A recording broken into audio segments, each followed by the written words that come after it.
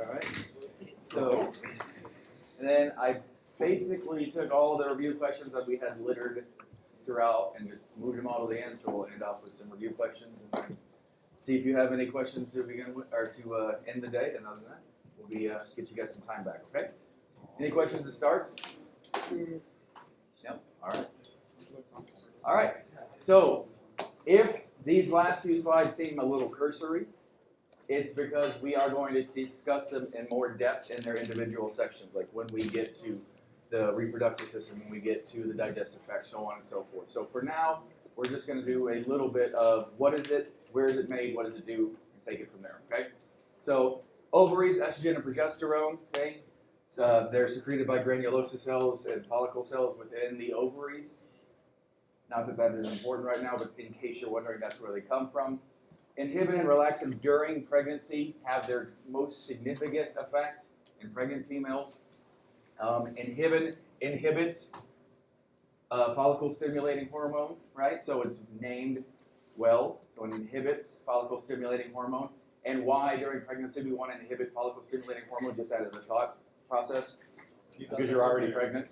Exactly, right? So we don't want to stimulate the growth and production of another follicle that could potentially ovulate and then have problems, right? Relaxin relaxes the cartilage and softens and widens the cervix. So relaxin relaxes the cervix to allow for the birth process, okay? And then what's another word for widening or softening of the cervix? Effacement and dilation, right? Dilation is the widening, and effacement is the softening and the thinning of it, okay? So effacement and dilation, very good. Testes produce testosterone, also produce inhibin, okay? So Leydig cells, Leydig cells, produce testosterone, in case you're wondering. And then Sertoli cells produce spermatogenesis or undergo spermatogenesis. So the S is matched, that one's pretty easy. But this one stimulates and regulates spermatogenesis. So the testosterone has this effect on the Sertoli cells, which we'll talk about later. Again, just for right now, understand that this is what it does. And then inhibin inhibits spermatogenesis. Now, let me clarify this bottom one. And I don't like that last sentence, so just take that off, okay? Because it's confusing. Essentially, inhibin and FSH play together in a negative feedback role, okay? So as FSH levels increase, inhibin will then create negative feedback to lower back down FSH levels to normal. So it technically does inhibit spermatogenesis, but through its effect on the inhibition of follicle-stimulating hormone. Does that make sense to everybody? The way I just said it? Okay.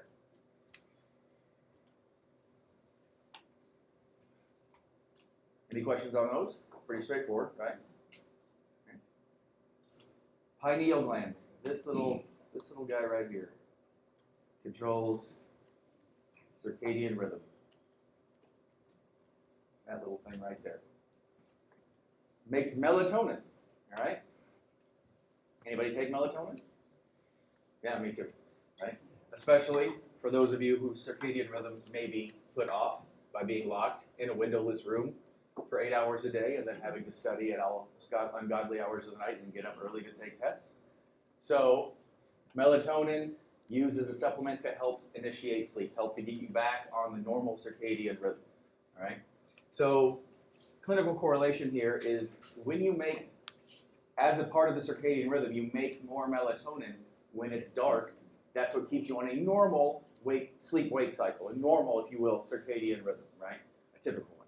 So in places where you have extended periods of darkness, like IPAP or Alaska, right?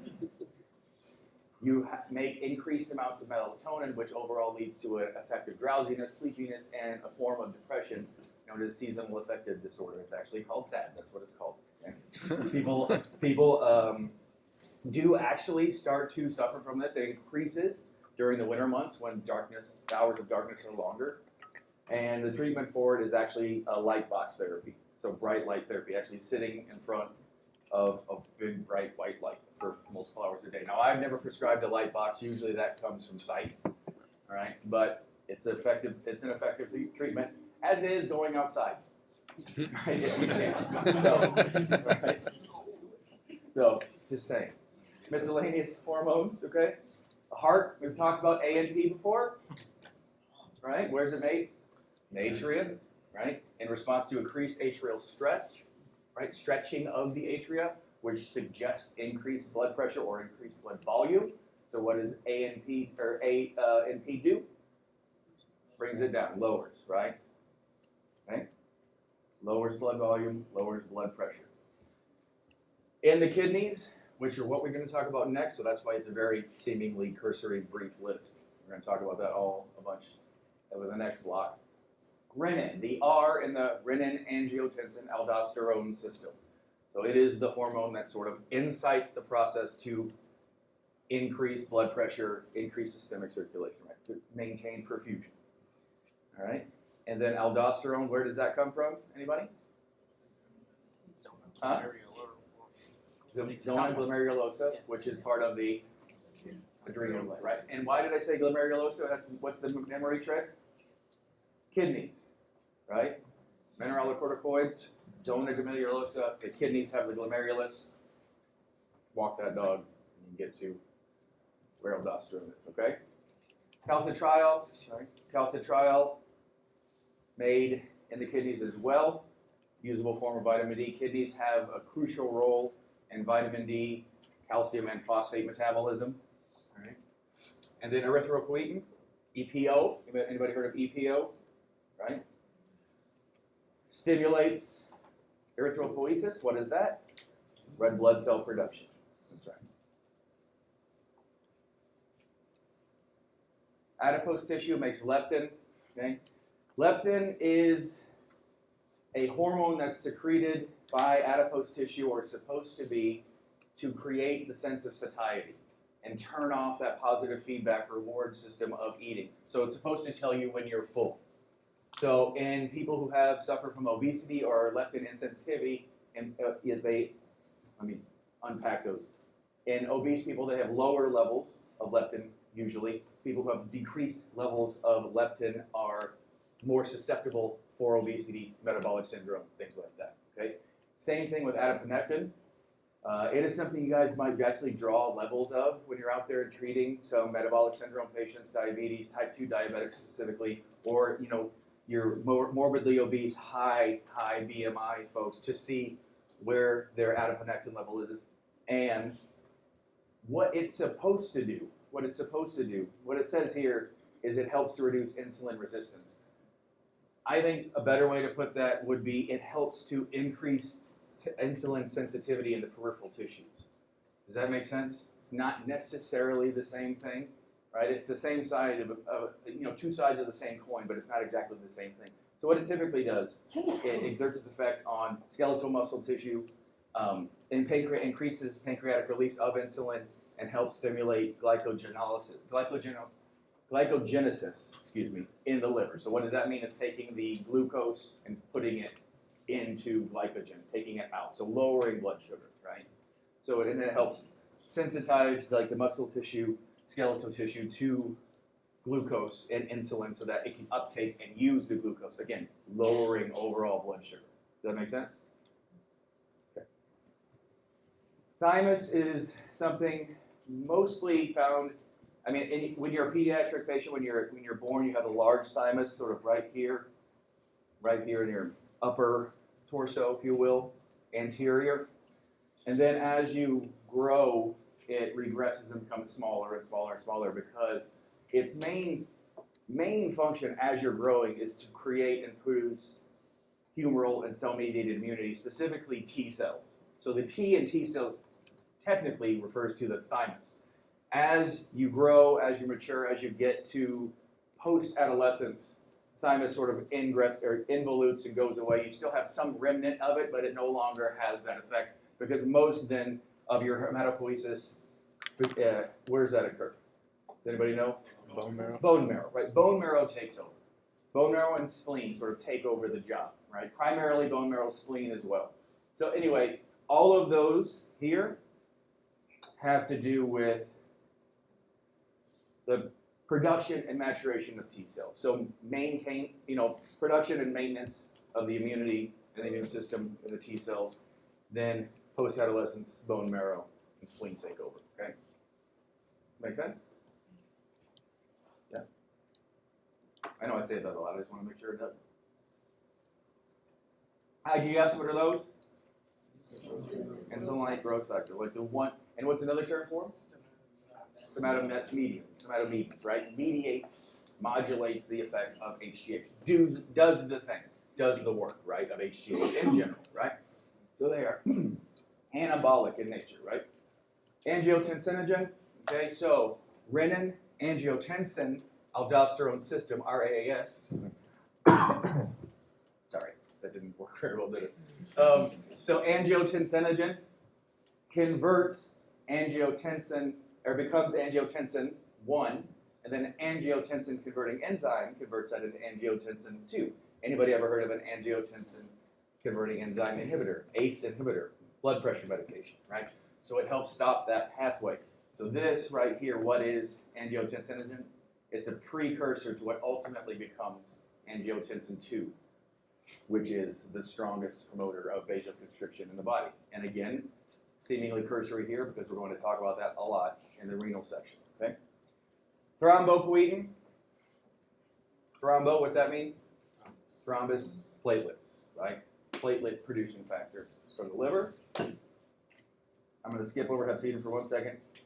Calcium-diol, one of the other forms of vitamin D undergoes as it hydroxylates into usable forms of vitamin D. And then back to hepcidin. All right, so what hepcidin is a protein that closes or opens a signaling protein on the cell membrane called ferroportin. Right? What is ferro? Iron. Important. Iron door is what I used to refer to it as. So it allows iron into or out of the cell. Hepcidin shuts that down. So what it does is it decreases serum level of iron 2 ways. One, by decreasing iron absorption in the gut, and by sequestering it in the cell. Okay? So that whole part about ferroportin, you don't have to know that, but then that's the biochemistry of how it literally shuts that door, blocks that pathway, so iron can't go out. So it's sequestered inside the cell. And then again, double down, we don't absorb as much from the gut. What happens to the net overall effect of iron in the serum? It goes down, right? Okay? Because we're not measuring iron or any other thing in the cell. We're measuring plasma levels, serum levels, okay? So it's sequestered in the cell, it's not in the serum. You can look at this at your leisure if you so choose. I'm not going to ask any vitamin D questions. This is just something that you can take a look at about the hydroxylation process of vitamin D. I believe you talk about this in biochem. You'll talk about it more in Clin Lab as well. It's overly complicated. It's not necessarily an endocrine issue, so we're not going to talk about it here, but here it is for you. Okay? Everybody hear what I'm saying? Mm-hmm. Picking up what I'm putting down. Next. Any questions? Too fast? Too slow? Good? Okay. Gastrin. Again, we will talk about the enteroendocrine system when we talk about the digestive tract. But since these are technically hormones, these type of hormones are more paracrines and autocrines. So they're secreted to act locally, right? Remember what that means? A paracrine is secreted by one type of cell to act very closely on another type of cell in the same sort of anatomic region. So that's what all of these digestive tract hormones are, okay? So gastrin, what it does is it stimulates hydrochloric acid, right? And helps increase the size of the gastric mucosa, the thickness of the gastric mucosa, right? Cholecyst. What is the prefix cholecyst typically referred to? Gallbladder. Gallbladder. Gallbladder. And kinin, what does that sound like? Movement, kinetic, right? Cholecystic kinin. That's exactly what it does. It stimulates the contraction of the gallbladder to release bile into the biliary tract, okay?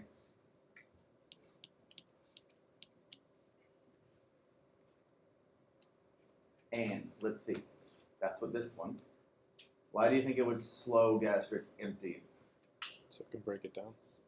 for digestion and to increase satiety as well, right? So you slow gastric emptying, meaning you slow the process of stuff leaving the stomach. You feel fuller, you stop eating, and it allows the digestive acids to start to do their job.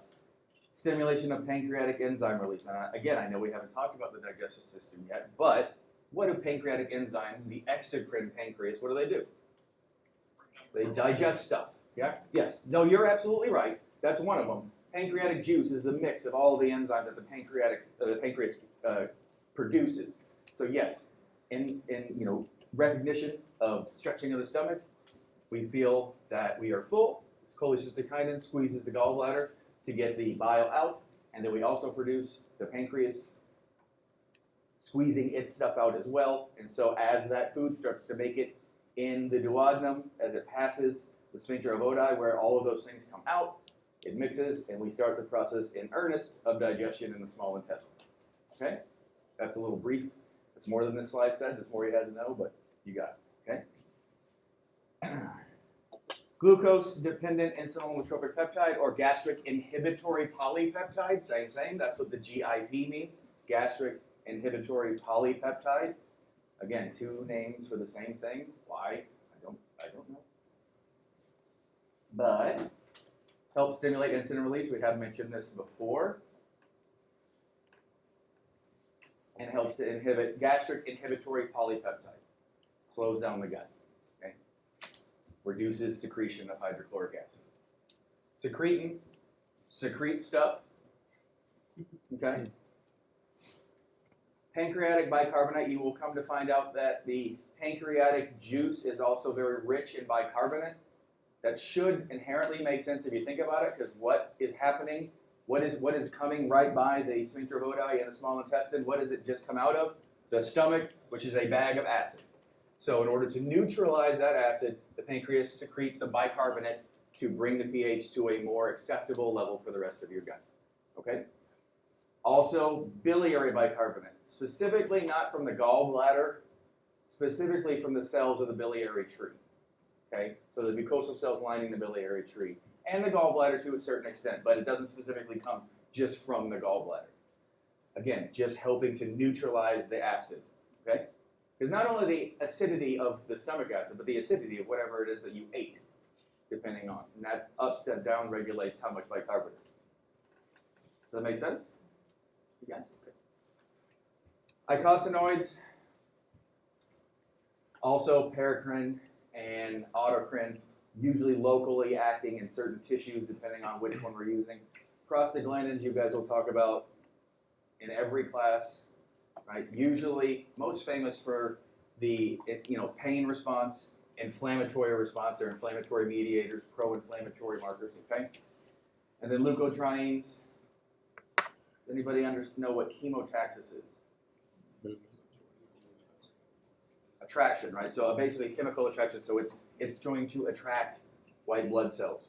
White blood cells, markers of inflammation, markers of immunity, right? So infection, inflammation, injury causes chemotaxis of white cells to come to the rescue and start their process. Okay? Histamine. Anybody have allergies? You know what histamines do, don't they? Runny nose, watery eyes, itchy skin, constriction of the smooth muscle in the lungs, otherwise known as difficulty breathing and wheezing, right? Okay. And they come from mast cells, generally mast cells. Right. So degranulation of the mast cells will release histamine into the system and cause you to sneeze and be miserable. All right? Anybody here familiar with, what is it called? Now I'm losing it. Anybody here from San Antonio? From this area, Hill Country area? All right, well, when you get to January time frame, you're all going to feel, for some reason I can't think of the thing. It's a very strong allergen. Even people who don't have allergies typically. What is that, cedar fever? Cedar, that's it, yeah. Cedar fever, yeah, for some reason. But around here, it's horrible. It comes from the cedar trees in the hill country, and it just comes out, and it just, everybody is just, looks like you have a cold all the time. So it was really fun during like COVID, trying to figure out if it's just cedar fever, allergies, a cold, flu, COVID. But even people who typically don't have allergies, mountain cedar is what it actually is, the allergen itself. And so you guys will experience it come around January time frame. So there's something to look forward to. Something else to look forward to. And then here's one that some people don't know, right? Stimulation of gastric acid. So is anybody familiar with an H2 blocker like Zantac or Tagamet, those kind of things? That's why those things were to help tamp down GERD, which is gastroesophageal reflux, heartburn, right? Because then that blocks the H2 receptor in the gut and helps reduce the amount of acid that's produced and helps relieve those symptoms. That's why H2 blockers are useful as medications for reflux and heartburn, okay? Serotonin, okay? Made much more in the gut than I think most people realize. Everybody knows about the brain that makes the serotonin that's from the brain, but a lot of serotonin is made in the gut, right? Carried around by platelets, and free serotonin carried around by platelets, even though platelets don't really make anything, so to speak, right? More transport stuff. And everybody heard of SSRIs, selective serotonin reuptake inhibitors, okay?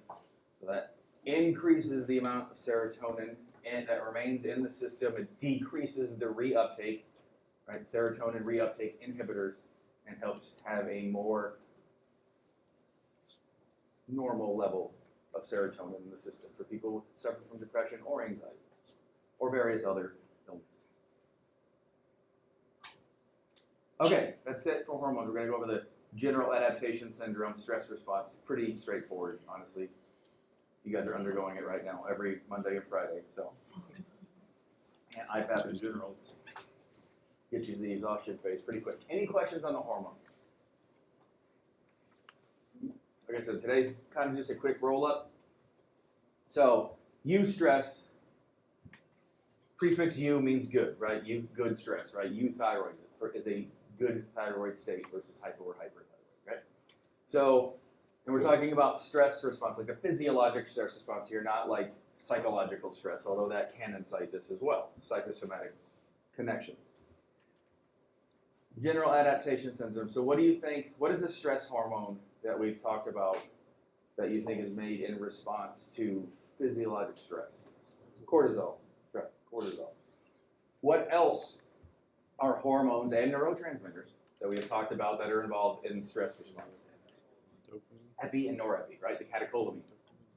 Exactly. So you have the stress, the alarm state, just as like the fight or flight, right? So something incites a stressful response to human body, right? We make all of those things, cortisol, epinephrine, norepinephrine, right? And we already know that they do these things because we've talked about it a lot. Fight or flight, right? Increased heart rate, stroke volume, cardiac output. You got to be able to run from the tiger, right? And that's what the stress response initially, it's supposed to be a short term, on, off-ish, right? But what we're talking about, a general adaptation syndrome, is something where that stressor doesn't just go away.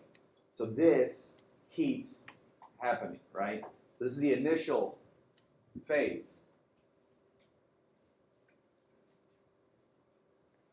Resistance reaction. So the stressor hasn't gone away, right? Potentially. Or people in this room, I'm sure, have experienced friends, relatives, post-traumatic stress. That's another thing. The stressor has gone away, but the stress of the event itself remains with you, right? Creating this prolonged negative effect.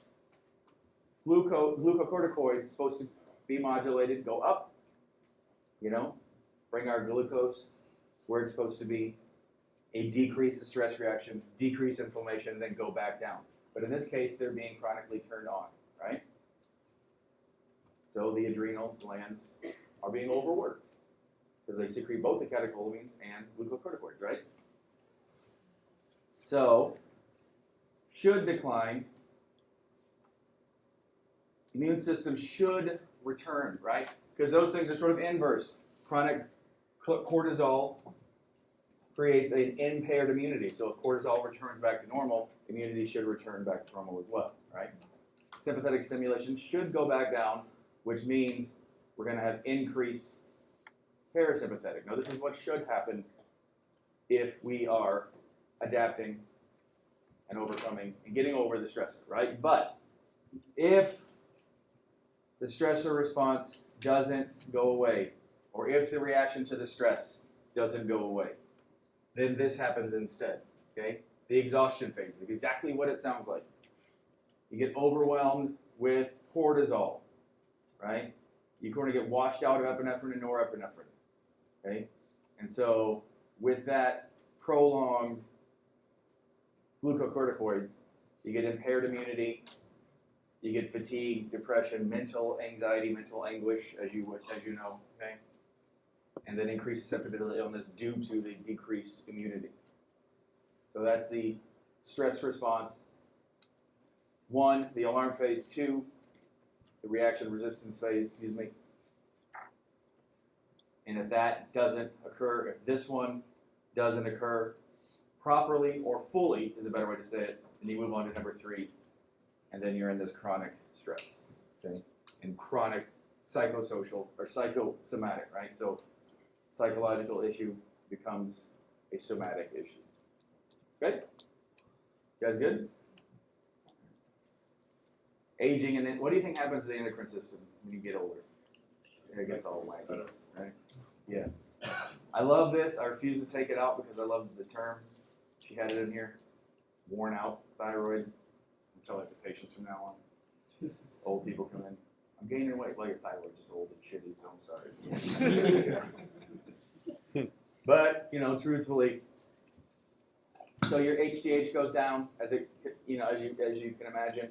Your thyroid production goes down. PTH goes up. And parathyroid hormone, where is that made? In the parathyroid gland. Not in the parafollicular cells in the thyroid, which make what? Calcitonin, right? Calcitonin, yes. And what does that do? Tones down calcium, right? So they are linked. They are linked. But parathyroid hormone comes from the parathyroid gland. Calcitonin comes from the parafollicular cells of the thyroid. Okay? Really, why this bottom bullet happens, in a nutshell, is disordered calcium and phosphate metabolism and renal handling because of chronic kidney disease. As chronic kidney disease is just an upslope, it just happens literally like a worn out thyroid. Your kidneys just start to reduce in function as you get older. The handling of phosphate and vitamin D and calcium are all linked. And so as you get older, you're going to find chronic calcium and phosphate problems in those older patients, all right? And what does increased PTH do? What does PTH do? Increased blood calcium. Increases serum calcium. Increases serum. It's the opposite of calcitonin, right? It increases serum calcium. And how does it do that? Reabsorption. What eats bone? Osteoclasts. Chew bones. Exactly, right? So it decreases osteoblastic activity because we don't want to build the bone. It increases osteoclastic activity when we chew the bone, take the calcium, put it in this here. Very good. Adrenal cortex goes wrong too, so you have cortical deficiencies, you have aldosterone deficiencies quite a bit. You have to really be careful with the older patients' potassium because they're not making enough aldosterone to excrete, or you're having insensitivity of the kidneys to the aldosterone even if they do make it. And then the pancreas just starts to go, so you have increased incidence of insulin insensitivity and decreased circulating insulin. So, okay, everybody, Terry hides these little nuggets in here. So I did not put this in here. It's all down in heel from here from menopause. She did, all right, because she would love to share her perimenopausal stories, and I didn't find that until like this. Not right now. I'm like, I'm gonna get a negative comment. Thanks, Terry. I appreciate that. But as you get older, obviously, gonads start to fail. Stop producing as much testosterone. Stop producing as much estrogen, and so you have sort of the hypothalamic pituitary gonadal axis sort of thrown off a little bit. Okay.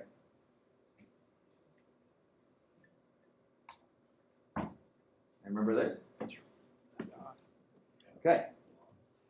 So, questions?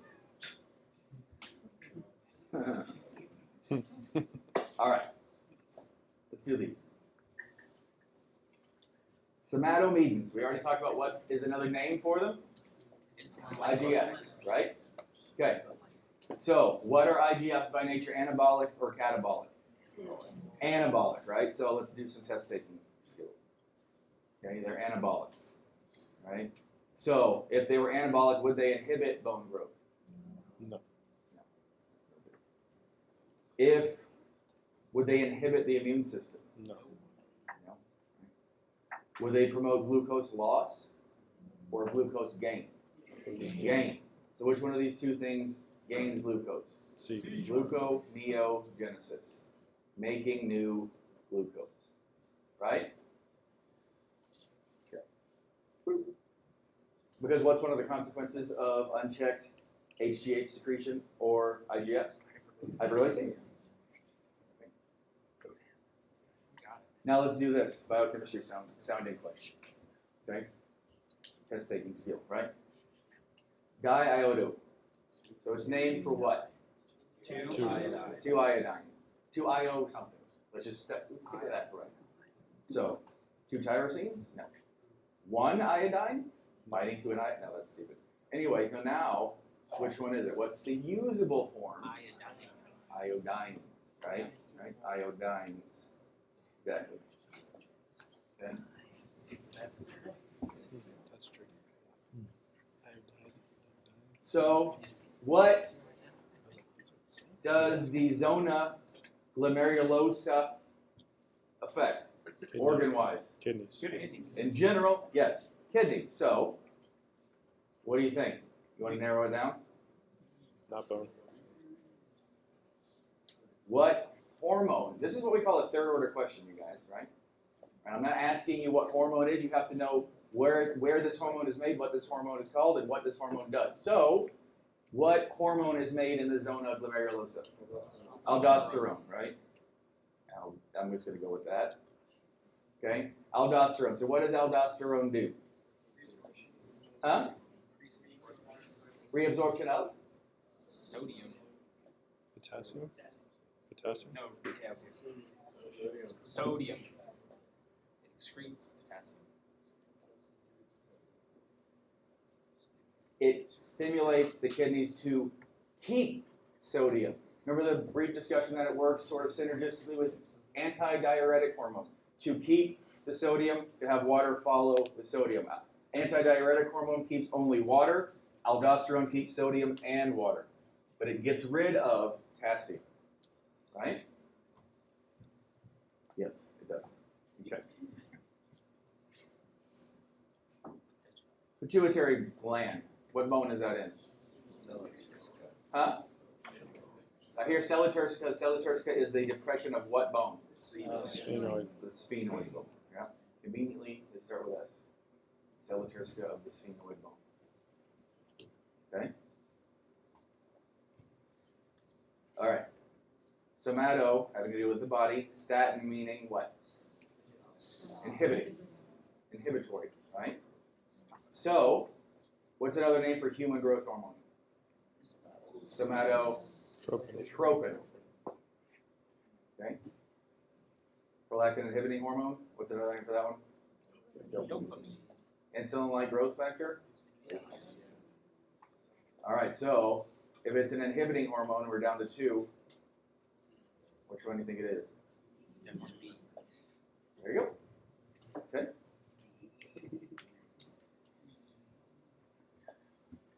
Calcitonin exerts its effect. What did we just say calcitonin does? Tones down serum calcium. So which one of these things would decrease serum calcium? What's that? Building bone. Okay, but that's not up there, so which one is up there? That's Blast. the same thing as you just said. Osteoblast. Huh? Osteoblast. Stimulating osteoblastic activity. Osteoblasts build bone. They take the calcium and they put it into the bone. Okay? Toning down serum calcium. Okay? Does that make sense? Okay? Parathyroid hormone would likely do the opposite, right? Yes, it would. Okay, luteinizing hormone, LH. What does this one do? Does it have anything to do with milk, you think? No. 9. Nope. Does it stimulate menstruation? I don't know, maybe. Does it stimulate follicles? Or is there a hormone specifically that does stimulate follicles? Follicular Yeah, stimulating. That's right, follicle stimulating hormone. So sperm cells, maybe, but we just learned that something else stimulates spermatogenesis, testosterone. So, which one of these two?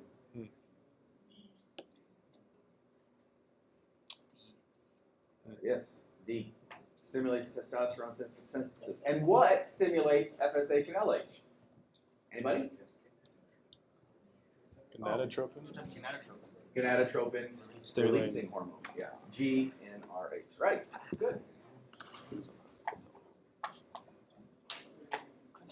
Everybody feel better? Worse? So, hold on. This does lend itself to a bit of memorization. I know that, right? Hopefully, it has made sense when we walk down the pathways that the various axes. All right. The hypothalamic hormones are named essentially for what they do, right? And then they go down to the anterior pituitary or the posterior pituitary, right? How did things get to the posterior pituitary? Posterior pituitary. Through the bulk Yeah, neurosecretory cells, right? Nerve tracts, axons, right? And what goes to the posterior pituitary? Oxytocin and ADH, right? And what is made in the posterior pituitary? nothing. Nothing, right? And then how do things get from the hypothalamus to the anterior pituitary? Portal system, right? And what does the anterior pituitary essentially do? Tells other things to do, makes the thing that turns other organs on, right? The master gland, right? And it's various different types of cells, thyrotropes, corticotropes, gonadotropes, so on and so forth, right? Okay? And they are named pretty obviously. The only one that's odd, which one is kind of odd? Melanocyte stimulating hormones made by what? Corticotropes, right? So that's the only weirdo, okay? Then from there, we go down to our individual organs, our endocrine organs, and they make the stuff, right? And so that's where like a lot of the work is like the things that they individually make and remembering what they do and what their effects are, okay? The anatomy is pretty straightforward, right? Told you in the hypothalamus, we're not worried about the different nuclei or any of that stuff. Just know where the hypothalamus is. The anterior pituitary, posterior pituitary, and then the thing that wraps around it, right? Which part is actually connected to the hypothalamus? Which part of the pituitary? Posterior pituitary, right? By the infundibular stalk, and then the anterior pituitary and the pars intermedia, technically the same thing. In humans, you have that little cuff that wraps around the infundibulum. What's that called? Pars tuberales, right? So we have all of that. Then you get down to a thyroid, butterfly-shaped gland. What's on the back? Where are the parathyroids? In the back. Yep. Okay. What's the functional unit of the thyroid? Anybody remember? The follicles, yeah, thyroid follicles, right? Parafollicular cells with the colloid in the middle, and we went down that whole thing about how to make thyroid hormone, okay? Adrenal glands, what's the outside? Not the capsule, but the first functional layer. Huh? Yeah, the cortex, yes, but what is the first layer of the cortex? Zona glomerulosa, we make mineralocorticoids, like aldosterone specifically, right? Then what's in the middle? Zona fasciculata, right? We talked about anatomically, if you're looking at it, it's organized in fascicles, like thin bundles, right? And what does the zona fasciculata make? Glucocorticoids in general, right? Mainly glucocorticoids, mainly cortisol, right? And then what's the other section called? The reticularis, named again for that sort of lacy, webby pattern of blood vessels that you see in there. And what do they make? Androgens, okay? Collectively, what are all the hormones that come out of the adrenal cortex? Lipid soluble. That's what I know that was a guess what I'm thinking question. Lipid solubility, right? That's kind of the shorter list, right? And then the androgens that come from the gonads as well, also lipid soluble, right? Meaning what? Think You need to transport in the blood. They need to transport protein, right? They can't go directly into the cell. What can go directly into the cell? Water soluble, okay? Oh, wait, Isn't that wait, backwards? wait. Yes, shut up. Doing this whole thing by memory, give me a break. Yes, yes. Yes, lipid solubility can go straight through. Water soluble needs to bind to the outside, right? And then, but you still need to transport protein for the lipid soluble ones to do what? To render them water soluble to be carried around. Okay, that's right. Remember, don't get all the thyroid. Get the thyroid binding hormones, or the thyroid, excuse me, hormone. All the names they start with thigh. Get those straight in your head so you don't get confused. Don't confuse calcitonin and calcitriol or any of the other things that start with calci. Right? Don't confuse calcitonin. Let's see, what else? What else? There are a couple negative STEM questions on this test, or I think one. So don't miss the not. Read the question, please. Don't miss the not that's in there. We are not allowed to put things in bold or all caps or anything. It just has to flow like a normal sentence, so you have to see it. So just take your time and don't answer the wrong answer because you missed that one word. I'm telling you it's on there, so please. All right? Let's see. I mean, that's pretty much it. What do you guys got for questions? Have you started chewing on this yet or not quite yet? Yeah. So is general adaptation syndrome that also like when athletes Nah, kind of. Yes. Yeah, same capacity, but different and different physiological mechanisms for the athletes because it has to do with more stuff than just the cortisol and the stress hormone. So. do you need advice on we were studying any like labeling pictures? Yeah, there's really only two things that we talked about anatomically. I mean, thyroid really doesn't have anything cool on it, so it's like look at the pituitary and the adrenal cortex. Yeah. I mean, really, if you look at most of the that's why we didn't have an anatomy lab because there's not a whole lot of stuff to look at, and it's just a bunch of adrenal glands and a thyroid here and there. It's like cool. We have the brains, but it's you see there it is. There's the pituitary gland. Cool. You know. So it's not really, the juice isn't worth the squeeze on an anatomy lab for this one. What else? Okay. If you have, I will not be here tomorrow. That doesn't mean I won't be available. So if you have questions, send them my way. I'll be here Thursday, and then obviously I will see you on Friday. Okay?